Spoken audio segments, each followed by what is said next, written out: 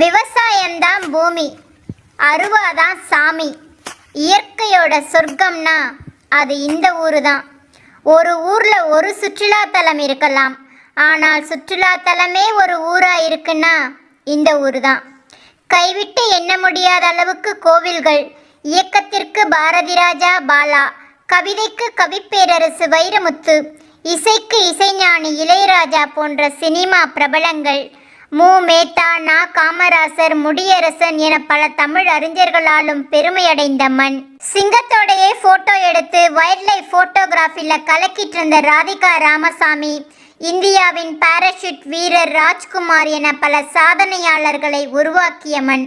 இந்த ஊரில் யாரை பார்த்தாலும் கேட்குற ஒரே கேள்வி, என்னையா எப்படி இருக்க, சாப்பிட்டியா?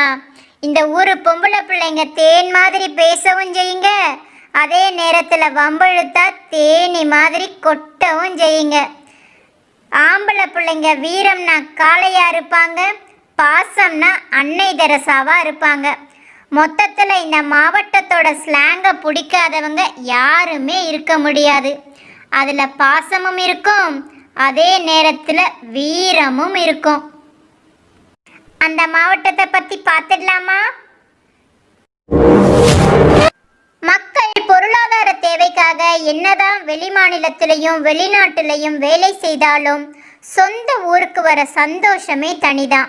அப்படிப்பட்ட சொந்த ஊர் மலைகளுக்கு நடுவுலையும் இயற்கை சூழல் நிறைந்த பசுமைக்கு பஞ்சமில்லாத இடத்துல இருந்தா சொல்லவே வேண்டாம்.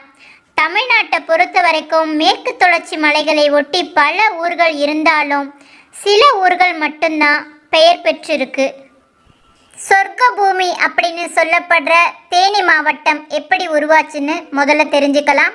1996க்கு முன்னாடி தேனின்னு ஒரு மாவட்டமே இல்லை, எல்லாருமே மதுரைக்காரங்க தான்.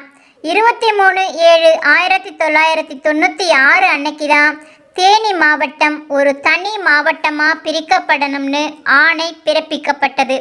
1/1/1997 அன்னைக்கு தான் தேனி மாவட்டம் தனி மாவட்டமாக அதிகாரப்பூர்வமாக அறிவிக்கப்பட்டது.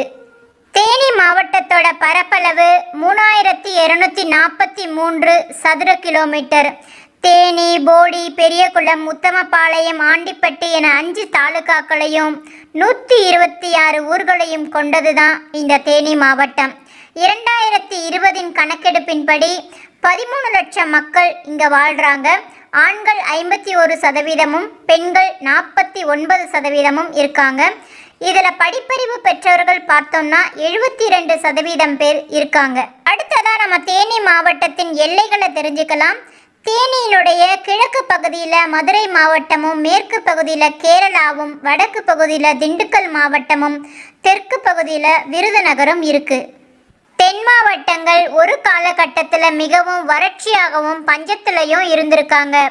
என்னதான் நம்ம இந்திய நாடு ஆங்கிலேயருக்கு அடிமையாக இருந்திருந்தாலும் நம்ம தென் மாவட்டமான தேனி மாவட்டத்து மக்கள் கடவுளாக வணங்கப்படுறது ஒரு ஆங்கிலேயர் தான்.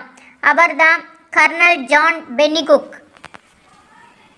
தமிழ்நாட்டில் விவசாயத்தில் தஞ்சைக்கு அடுத்தபடியாக இருக்கிறது தேனி மாவட்டம்தான். முக்கியமாக நெல், வாழை, கரும்பு, நிலக்கடலை, வெற்றிலை போன்ற பயிர்கள் பயிரிடப்படுது. இது மட்டும் இல்லாமல் தோட்டப்பயிர்களான தேயிலை, காஃபி, திராட்சை, ஏலக்காய் போன்ற பயிர்களும் பயிரிடப்படுது. இந்த மாவட்டத்தோட முக்கிய ஆறுகள் பார்த்தோம்னா பெரியார் மற்றும் வைகை அணை. இந்த மாவட்டத்துக்கு குடிநீருக்கும் விவசாயத்துக்கும் ஜீவாதாரமாக இருக்குது. இந்த ஆறுகளை மையமாக வச்சு 3 மின் உற்பத்தி நிலையங்கள் செயல்பட்டு வருகின்றது.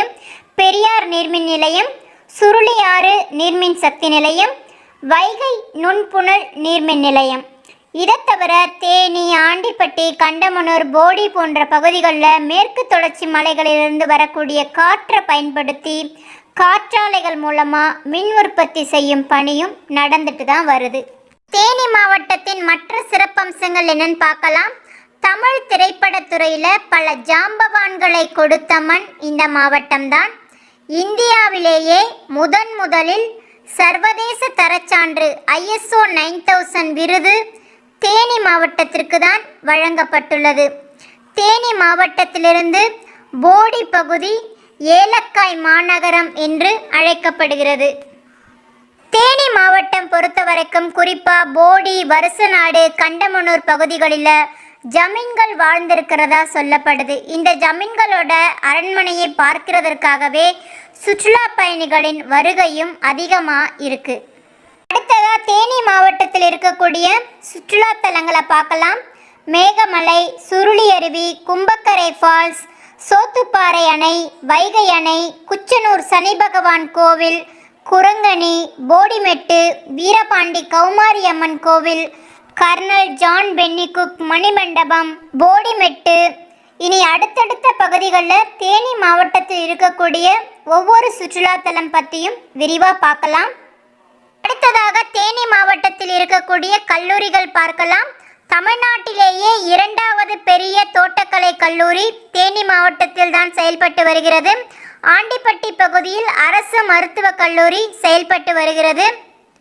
குறைவான கல்வி கட்டணத்தில் திறமை வாய்ந்த ஆசிரியர்களால் பல ஆசிரியர்களை உருவாக்கி கொண்டிருக்கும் வீரபாண்டி சௌராஷ்டிரா கல்லூரி தேனி மாவட்டத்தில் தான் செயல்பட்டு வருகிறது.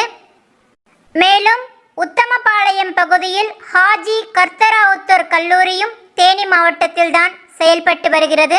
தமிழ்நாட்டில் 2 எழுத்தில் முடியக்கூடிய ஒரே மாவட்டம் அப்படின்னா அது தேனி மாவட்டம் தான். கோவை, நாகை அப்படின்னு சொல்லப்பட்டாலும் அதை நம்ம விரிவாக சொல்லும் பொழுது கோயம்புத்தூர், நாகப்பட்டினம் அப்படி தான் சொல்கிறோம். சுற்றுலாவின் நுழைவு தலமாகவும் சொர்க்க பூமியாகவும் இருக்கக்கூடிய இந்த தேனி மாவட்டம் பற்றின சிறப்பான தகவல்கள் உங்களுக்கு பிடித்திருந்தால் பகிருங்கள், விருப்பம் தெரிவியுங்கள், இணைந்திருங்கள் நம்முடைய மறக்காம சர்ப்ரைஸ் பண்ணுங்க. தேங்க்யூ. மறக்காம சர்ப்ரைஸ் பண்ணுங்க.